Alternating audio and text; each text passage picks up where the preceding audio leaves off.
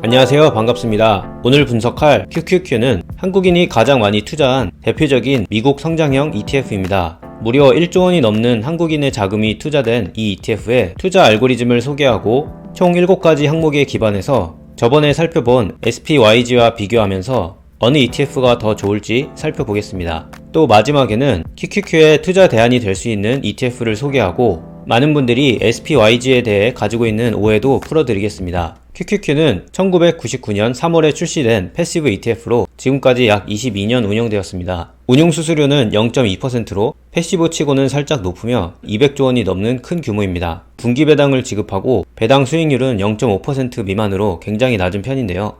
투자된 종목수가 총 102개로 나오지만 구글의 모회사 알파벳과 폭스사의 종류 주식이 포함되어 있기 때문에 실제로는 100개 기업에 투자하고 있습니다. 투자한 기업의 94%가 라지캡이고 68%는 모닝스타가 구분한 성장주, 그리고 나머지는 대부분 혼합주입니다. 한 가지 흥미로운 건 대표적인 고성장 기술주 ETF인 QQQ가 가치주에도 9%나 투자했다는 건데, 이와 관련해서는 알고리즘을 분석할 때 더 살펴보겠습니다. 운용사는 인베스코로 과거에 분석해드린 고배당과 낮은 변동성을 강조하는 월배당 ETF SPHD와 동일한 운용사입니다.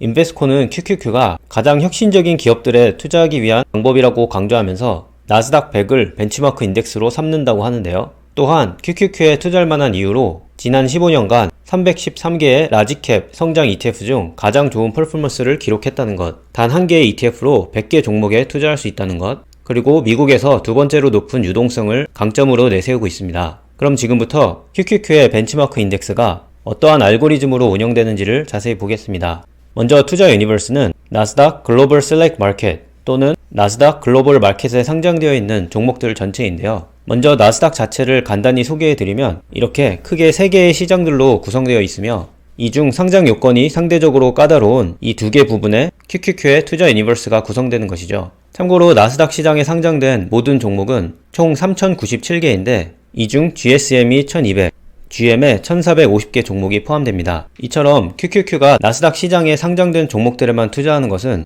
나스닥뿐만 아니라 NYSE 그리고 기타 시장까지 포함한 미국 시장 전체를 투자 대상으로 하는 S&P 500과의 큰 차이점입니다. 많은 분들이 이 나스닥이라는 것에 대해 조금 헷갈려 하시는데요. 나스닥은 상장된 기업이며 1970년대 초부터 미국의 NYSE, 한국의 코스닥처럼 주식시장 거래소를 운영하고 있습니다.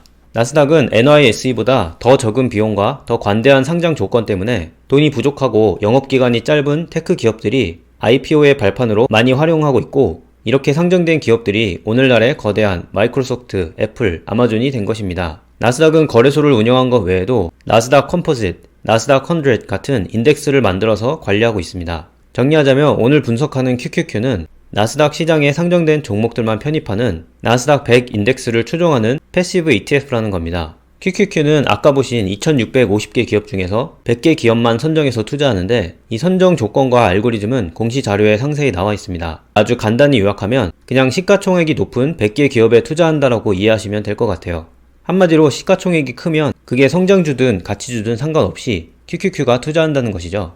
투자 비중은 시가총액 크기와 비례해서 결정되며 섹터에 대한 가중치 상한선은 없지만 금융 섹터는 아예 포함될 수 없다는 조건이 있습니다. 이렇게 명확하게 금융을 제외시키는 건 흥미로운데, 어쨌든 투자자 입장에서는 다른 금융 ETF에 투자하는 방식으로 금융에 대한 투자를 보완하면 될 것 같습니다. 그리고 매년 12월에 이 벤치마크에 포함되는 종목들을 재선정하는 방식으로 인덱스가 운영됩니다. 그럼 지금부터 여기 보이는 체크리스트를 활용해서 QQQ와 SPYG를 비교 분석할 텐데요. 본격적인 비교에 앞서 각 ETF의 알고리즘을 비교해보면, 먼저 QQQ는 나스닥 거래소에 시가총액이 높은 비금융권 기업 100개를 시가총액의 규모대로 투자하고 있습니다. 이는 알고리즘 그 자체로 종목 선정 과정이 좋다 나쁘다 의미를 도출하기는 어려운 대신 특별한 하자 없이 매우 간단 명료한 알고리즘이라고 평가할 수 있습니다. 반면 SPYG의 알고리즘은 3개의 성장 요소 그리고 3개의 가치 요소를 토대로 종목들을 분류하고 성장성 점수가 높은 종목들에 투자하는 건데요. SPYG는 알고리즘이 복잡해서 이해하기 어려울 뿐더러 최근 12달에 주가 상승 모멘텀을 활용하는 것이 큰 단점입니다. 그럼 지금부터 이러한 투자 알고리즘의 차이가 7가지 객관적인 지표로 봤을 때 어떻게 표현되는지 비교해 보겠습니다. 우선 집중도를 보시면 QQQ는 100개 기업에 투자하며 이 중 상위 10%가 전체의 57%를 차지할 정도로 집중도가 높은 편인데요. 하지만 SPYG와 비교해보면 QQQ가 오히려 상위 10%에 대한 집중도가 7% 더 낮으며 이 하위 기업들에 조금 더 잘 분산된 걸 이렇게 확인할 수 있습니다. 그 다음 두 ETF가 보유 중인 종목들이 얼마나 비슷한지 보면 QQQ와 SPYG의 탑10 종목들은 사실상 동일한데요. 각각 한 개씩 다른 기업들이 있지만 QQQ에 포함된 아도비와 SPYG에 포함된 페이팔은 각 ETF의 11번째 자리에 이렇게 포진하고 있기 때문에 사실상 탑 11을 보면 정확하게 똑같은 종목들에 투자하고 있는 겁니다. 더 흥미로운 건 섹터 비중에서 나오는데요. 역시나 IT의 비중이 70%로 압도적으로 높고, 그리고 이걸 SPYG와 비교해보면 역시나 QQQ가 조금 더 높은 IT 비중을 보여주고 있고, 그 이유는 금융, 원자재, 부동산, 에너지 같은 기타 산업의 비중이 높기 때문입니다. 그래서 섹터 분산도 측면에서는 SPYG가 1점을 획득했고요. 이번에는 과거 배당 성장률을 한번 보도록 하겠습니다. SPYG 출시 이후를 기준으로 보면 QQQ의 배당금은 4.7배 증가했지만 SPYG는 2.8배 성장에 그쳤습니다. 이걸 연평균 성장률로 봐도 QQQ가 꾸준히 더 높은 성적을 보여주고 있는데, 특히 SPYG는 2017년 이후로 코로나 이전부터 오히려 배당금이 지속 하락하는 부진한 모습을 보이고 있습니다. 때문에 배당 성장에서는 QQQ가 확실한 승자로 보이고요. 주가 대비 배당 수익률로 봐도 거의 동일한 값을 보이고는 있지만 과거부터의 추이를 보면 QQQ가 전반적으로 더 매력적으로 판단됩니다. 그렇다면 두 ETF의 투자 핵심 요소인 주가 상승률은 어땠을까요? 아마 대부분의 투자자들이 배당보다는 주가 상승 여력을 염두에 두며 투자하는 성장 ETF들이기 때문에 여러가지 기간을 비교해 봤습니다. 먼저 출시 이후부터 시점으로 보면 2000년대 초 IT 버블이 꺼질 때 SPYG의 주가가 덜 하락하면서 2008 금융위기 때까지는 SPYG의 주가 수익률이 소폭 더 높았습니다. 하지만 이후 상승장에서는 QQQ가 꾸준히 좋은 성적을 내면서 현재는 52%가 더 높은 확연히 좋은 성적을 내고 있죠. 그리고 QQQ의 우위는 최근 10년 성적을 보던 최근 5년 주가 수익률을 보든 확연히 유지가 되고 있습니다. 하지만 최근 1년간 SPYG의 주가가 QQQ를 조금 앞서면서 많은 투자자들이 SPYG의 성장성이 QQQ보다 좋다고 생각하는 것 같은데, 여태 보신 것처럼 이 결과는 최근 1년 동안에 나타난 단기적 현상으로 보여집니다. 그렇다면 배당 수익률, 그리고 주가 수익률을 모두 포함한 투자 시점별 총 수익률로 보면 어떨까요? QQQ는 2000년에 IT 버블이 한창 붕괴되고 있던 그 시점에 투자했다면 현재까지 연평균 8%, 금융위기 이전에 투자했다면 연평균 15%, 금융위기 이후로는 21%, 그리고 공격적인 상승장이 가속화된 2016년 이후로 투자했다면 26%의 놀라운 수익률을 기록했습니다. 물론 저번에 본 것처럼 SPYG도 최근에는 좋은 성적을 냈지만 과거 20년을 통틀어 본다면 거의 대부분의 경우 QQQ의 총 수익률이 SPYG보다 높았습니다. 그리고 재밌는 건 이건 QQQ가 단지 최근 5년간 좋은 성적을 일시적으로 보여줘서 그런 게 아니라 과거 20년 동안의 투자 시점별 1년간의 총 수익률을 비교해도 성적이 훨씬 우수했다는 걸 알 수가 있습니다. 이 표에서 0%보다 더 높은 값들이 이렇게 나오면은 QQQ가 더 좋은 성적을 보여줬다는 거고, 이렇게 아래로 떨어지는 구간에는 SPYG가 더 좋은 성적을 낸 건데, 이 20년의 테스팅 기간 동안 QQQ의 총 수익률이 74% 더 높았고, 이 초과되는 규모도 SPYG가 더 잘한 기간과 이렇게 비교했을 때 QQQ가 더 우월하다는 걸 이렇게 눈으로 확인할 수 있습니다. 또 중요한 건 이렇게 상승하는 구간이 특정 기간에 몰려있는 게 아니라 이렇게 장기간 골고루 퍼져 있는 건 역시나 더 좋은 투자 알고리즘의 힘을 저희가 확연히 느낄 수가 있는 부분입니다. 그럼 이번에는 두 ETF의 거래 배수를 보겠습니다. QQQ의 PE, 그리고 현금흐름 배수는 SPYG보다 아주 소폭 더 높았는데요. PB 레이시오는 QQQ가 더 낮았지만 사실 성장 기업들은 이 PB 배수가 별 의미가 없기 때문에 멀티플로 봤을 때는 사실상 두 ETF가 거의 유사하고, 그나마 SPYG가 조금이나마 더 낮기 때문에 1점을 부여했습니다. 그럼 지금까지의 내용을 총 정리해보면 5대2로 QQQ가 더 좋은 점수를 받았는데요. 이 두 번째 섹터 집중도에서는 QQQ가 IT 섹터 집중도가 더 높다는 이유로 SPYG의 손을 들어줬었는데, 하지만 애초에 이 두 개의 ETF에 투자하는 이유가 고성장하는 테크 섹터에 집중하기 위한 것이라면 오히려 이런 높은 집중도가 투자자에게 유익하다고 판단을 할 수도 있습니다. 애초에 골고루 분산된 투자 전략을 원한다면 이 ETF들에 투자하지 않겠죠. 그리고 추가 확인할 부분은 알고리즘에서는 QQQ가 군더더기 없어서 더 좋은 점수를 받았고, 운용 수수료 면에서는 SPYG가 워낙 저렴하게 운영되기 때문에 더 높은 점수를 받을 수 있습니다. 하지만 어쨌든 큰 그림에서는 어떻게 보더라도 QQQ가 SPYG보다는 더 좋다고 판단을 할 수 있겠습니다. 그리고 이렇게 좋은 성적을 낸 QQQ에 흥미로운 대안이 있어서 짧게 소개해 드리겠습니다. 나스닥 100을 벤치마크 인덱스로 추종하는 이런 ETF들 중에서 QQQM이라는 ETF를 주목할 필요가 있는데요. 동일한 운용사 인베스코가 운영을 하면서 2020년 10월에 출시된 ETF입니다. 출시 이후의 성적을 보면 거의 100%에 가깝게 동일한 성적을 내고 있는 펀드인데요. 그럼 굳이 이 QQQM을 소개해드리는 이유는 거의 모든 게 동일한데 운용 수수료가 0.05% 더 낮기 때문입니다. 지난번 교육 영상에서 설명드린 대로 장기 투자자에게는 아주 작은 운용 수수료 차이도 수천만 원 이상의 큰 차이를 일으키기 때문에 관심을 가질 필요가 있어 보입니다.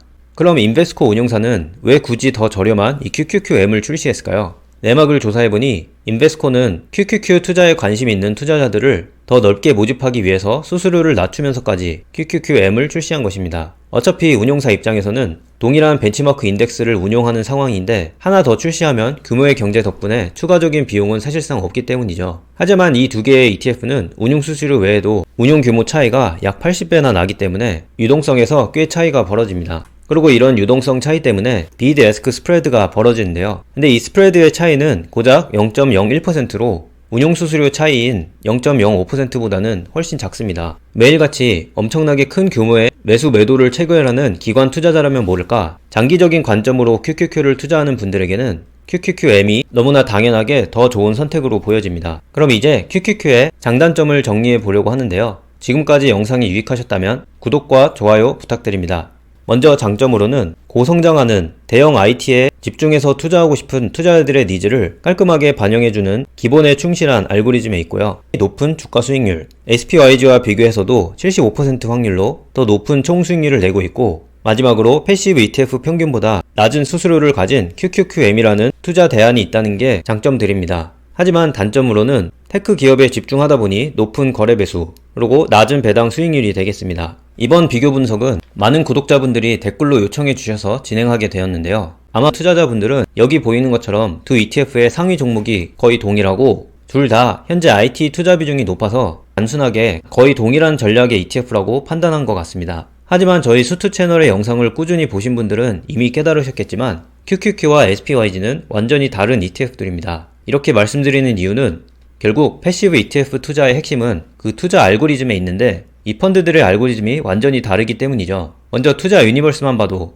QQQ는 나스닥에서, 그것도 나스닥의 특정 파트에서만 주식이 선정되고 SPYG는 미국 전체에서 종목을 선정합니다. 또한 종목 선정에 있어서도 QQQ는 단순한 상위 종목 추정인데 반해 SPYG는 여러 방법으로 성장 요소를 직접 계산하고 또 최근 12달의 모멘텀이라는 장기 투자자에게는 매우 적합하지 않은 알고리즘까지 가지고 있죠. 그런데 이런 차이점에도 불구하고 아까 보신 대로 어쨌든 현재 두 ETF의 모습은 많이 비슷한데요. 근데 이렇게 현재 모습에 현혹되면 안 되는 게 제가 여기에 과거 20년 동안의 각 ETF의 섹터 비중을 정리해 봤습니다. 먼저 QQQ를 보시면 과거 20년 전, 15, 10, 5년 전, 그리고 현재의 모습까지 이렇게 정리를 해봤는데요. 저희가 기대한 것처럼 역시나 IT의 집중도가 굉장히 높고 일반적으로 혁신적인 섹터라고 분류되지 않는 이 기타 분야에는 거의 투자가 되지 않으며 꾸준한 모습을 보여주고 있습니다.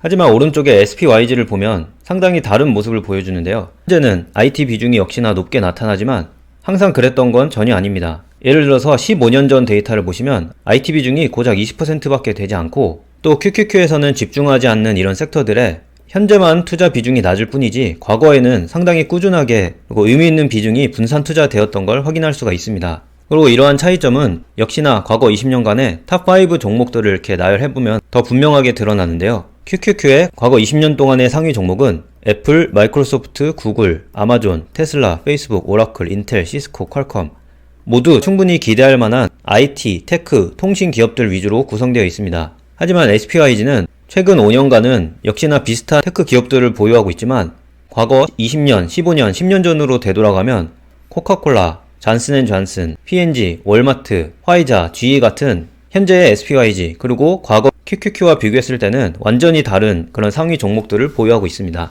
이런 이유 때문에 QQQ와 SPYG가 지금 당장 비슷하니까 거의 유사한 전략이라고 보는 건 진짜 ETF들을 제대로 이해하지 못하고 하는 그런 얘기들인 거죠. 그리고 또 한 가지 재밌는 건 먼저 이 엑셀 파일에 들어있는 QQQ의 전체 보유 종목들을 한번 보시면 전에 설명드린 대로 저희가 일반적으로 테크 기업이라고 생각하는 아마존, 테슬라, 구글, 페이스북, 넷플릭스 뭐 이런 기업들이 테크 기업으로 직접 분류된 게 아니라 조금 더 간접적으로 그러니까 소비재라던가 아니면은 통신기업 뭐 이런 식으로 분류가 되어 있거든요.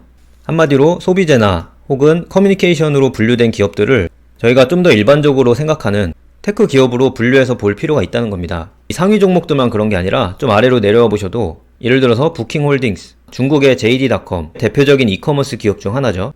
그리고 바이두, 핀도더 같은 이런 테크 기업들의 분류가 저희가 일반적으로 생각하는 것과 조금은 다르다는 겁니다. 아까 보신 이 과거 20년 동안의 섹터 비중에서 SPYG 걸 한번 확대해서 보겠는데요. 여기 나오는 경기 소비재와 통신 서비스는 사실 저희가 일반적으로 생각하는 테크 기업들로 분류가 되는 게 좀 더 정확하겠죠. 그 중에서 특히 통신 서비스 부분이 20년 전에 굉장히 높게 나타났었죠. 그래서 저 값을 여기에다 이제 더해보면은 저희가 일반적으로 생각하는 이 테크의 비중이 이렇게 치솟은 게 정확히 지금 20년 전인 2000년대 초반과 그리고 2021년에 나타나는 현상이거든요.